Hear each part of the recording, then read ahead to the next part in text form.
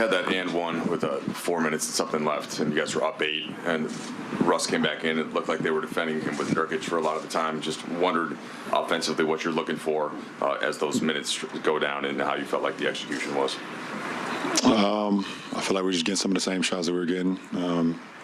Obviously, just didn't make them. Obviously, Russ, when he comes back in, at that moment, they're able to switch their defense a little bit, putting the 5 on him. So, but he got some good looks. Wasn't able to knock him down, and defensively, we couldn't get multiple stops in a row. We would get a couple, but we couldn't get multiple stops in a row. Dame was Dame down the stretch, and they got a good win. LeBron, Darvin mentioned the shot selection down the stretch over the last couple of minutes. What did you think of the looks that you guys got? And then, please. I mean, shot selection is always a part of the game, no matter if it's the last couple of minutes of the game or the first few minutes of the game. You want to play the right way, always, no matter what the time of the score is. And should always be understanding of what's the best shot you can get throughout the course of a possession. LeBron, basketball philosophy-wise, if you're the team with the lead in the final minute, do you support going for the 2-for-1, or can you be, because you already have the lead, be more selective in sort of taking your time with the possession? I don't know. I feel like this is an interview of trying to set me up to say something. I can tell that you guys are in the whole Russell Westbrook category right now. I don't like to lose. I hate to lose I don't care what happens throughout the course of my season, throughout the course of my career. I hate to lose, and especially the way we had this game. But give credit to Portland. You guys can write about Russ and all the things you guys want to try to talk about Russ, but I'm not up here to do that.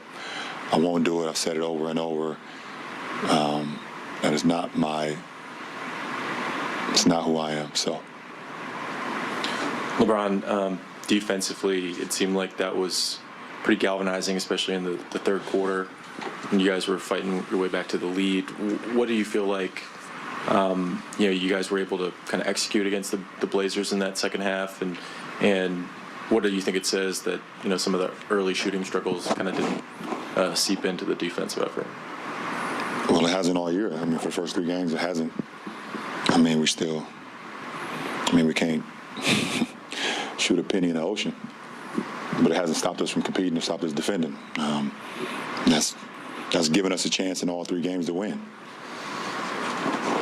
LeBron, along those lines, you guys have been able to turn teams over. I think Clippers were over 23. Portland was, I don't know what the finish was. They're in the high teens, though. 19.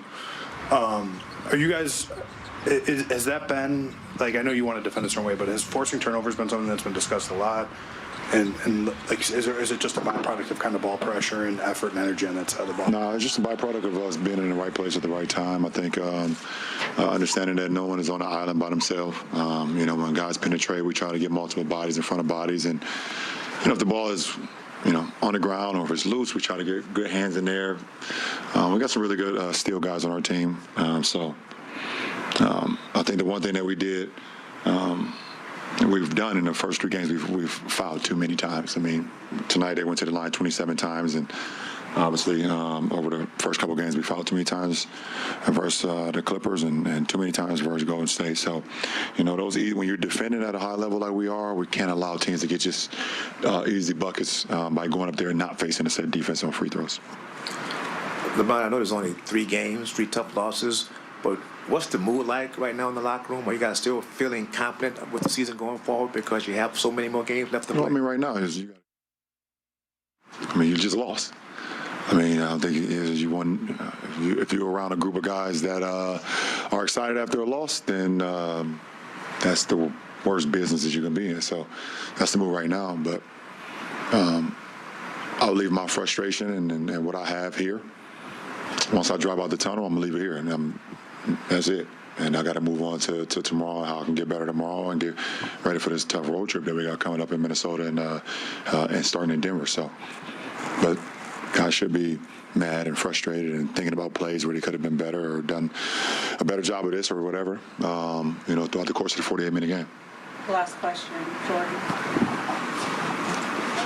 Hey, LeBron. I liked your reads in that third and fourth quarter. You were getting that small-to-small action. You were kind of directing people to get that small-to-small. You had like the little corner three to Lonnie, and then you made some other good reads. What was your just wanted to get your reads from those aspects? It's always a game within the game with me.